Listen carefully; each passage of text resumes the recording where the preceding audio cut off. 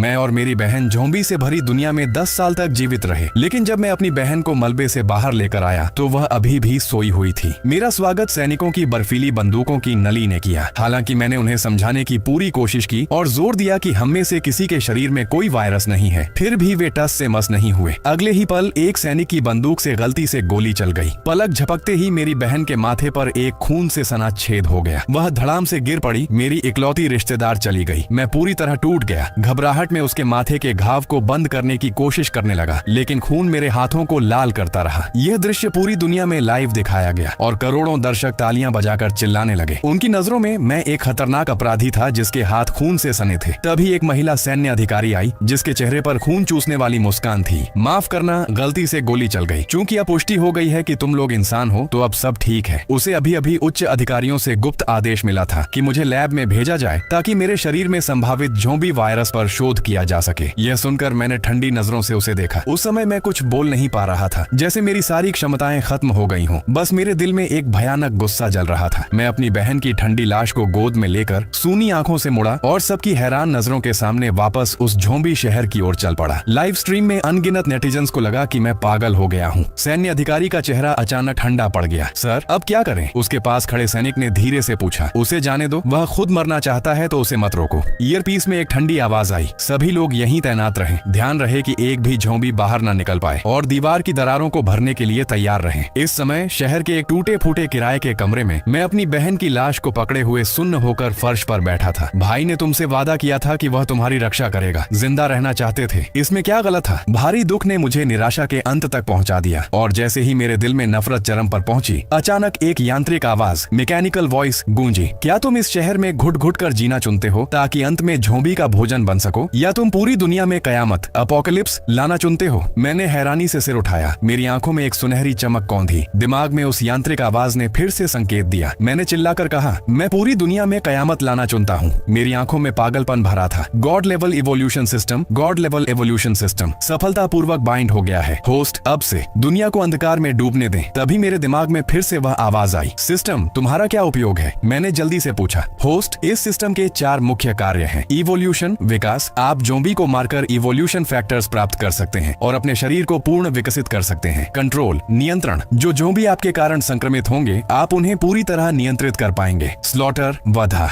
हत्याओं के माध्यम से आप स्लॉटर पॉइंट्स प्राप्त कर सकते हैं। एक्सचेंज, विनिमय। आप इन पॉइंट्स का उपयोग अपनी इच्छानुसार किसी भी चीज को खरीदने के लिए कर सकते हैं। इन विवरणों को पढ़ने के बाद मैंने अपने विचारों को समेटा। उसी समय सिस्टम की आवाज फिर आई। आपको एक न्यूबी गिफ्ट पैक दिया जाता है। बधाई हो, होस्ट को प्रोजेनी वायरस, ओरिजिन वायरस और एक रैंडम ट्रांसफर क्षमता मिली है। प्रोजेनी वायरस के उपयोग के बाद आपका शरीर वायरस का पालना बन जाएगा। आपके खून की एक बूंद, पसीने की एक बूंद में वायरस होगा। रैंडम ट्रांसफर के उपयोग से आप किसी भी शहर में अचानक पहुंच जाएंगे। मैंने बिना किसी हिचकिचाहट के कहा, उपयोग करो। क्षण भर में पूरे शरीर में एक चुभन जैसा दर्द दौड़ गया। मेरे माथे की नसें उभर आईं, आंखें खून जैसी लाल हो गईं, लेकिन मैंने दांत भींच लिए और एक आवाज तक नहीं निकाली। यह दर्द साल पहले हाथ टूटने के दर्द से कहीं ज्यादा गहरा था, लेकिन बहन को खोने के दर्द के बराबर था। पता नहीं कितना समय बीता, धीरे धीरे दर्द कम हुआ और उसकी जगह एक अभूतपूर्व हल्कापन और ताकत ने ले ली। मैं अपने शरीर में जहरीली ताकत महसूस कर सकता था। मैंने अनजाने में एक मुक्का मारा और सामने की दीवार सीधे टूट गई। अब आखिरकार मेरे पास बदला लेने की शक्ति है। मैं पूरी दुनिया को संक्रमित कर दूंगा। मैं पूरी दुनिया को कयामत में बदल दूंगा। सिस्टम, क्या मैं भविष्य में अपनी बहन को पुनर्जीवित कर सकता हूँ? बिल्कुल, लेकिन शर्त यह है कि दुनिया के 90% से अधिक इंसानों को ज़ॉम्बी में बदलना होगा। कुछ समय बाद मैं घर से बाहर निकला। बाहर एक गड्ढा खोदा और अपनी बहन को दफना दिया। चांगयान, मुझ पर विश्वास करो, भाई तुम्हें यहाँ हमेशा के लिए सोने नहीं देगा। फिर मैंने गहरी सांस ली और धीरे से कहा, मुझे ट्रांसफर कर दो। अगले ही पल मेरा शरीर वहाँ से गायब हो गया और हजारों मील दूर लोई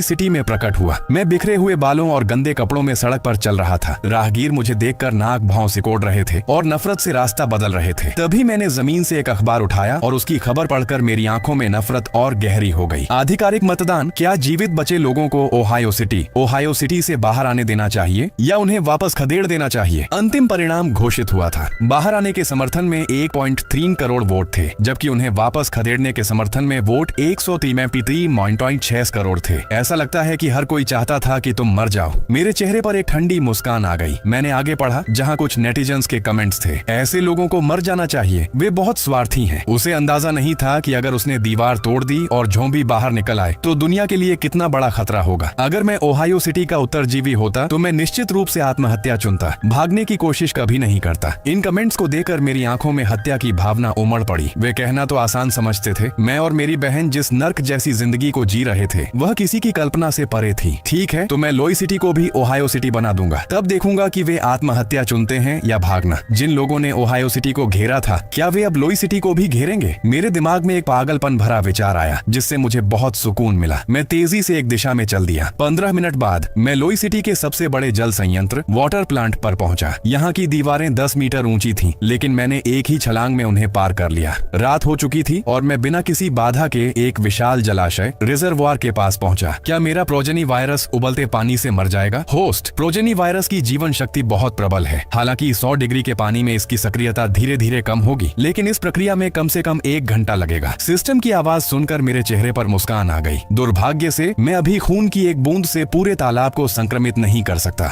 होस्ट, जैसे जैसे आपकी शक्ति बढ़ेगी, वायरस का प्रभाव भी मजबूत होगा। साथ ही आपके खून से बने ज़ॉम्बी के पास उनके जीवन की यादें और बुद्धि होगी। यह दुनिया वाकई दिलचस्प होती जा रही है। पूरा लोई सिटी अब एक कयामत की जगह बन चुका है।